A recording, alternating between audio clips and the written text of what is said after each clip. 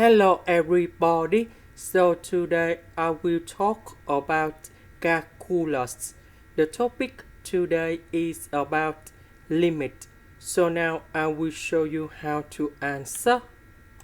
So when s approach to number 0 on the left, so we put number 0 going here and here.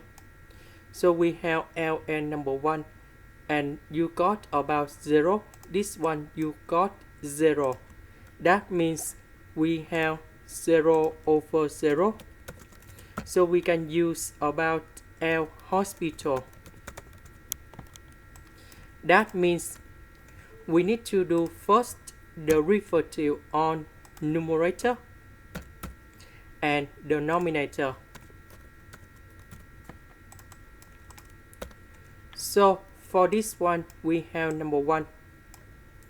This one we have 7 over 7x plus 1.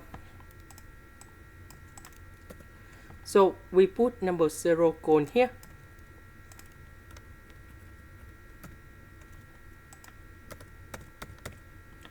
And we have 7. This is the end. Thank you for watching.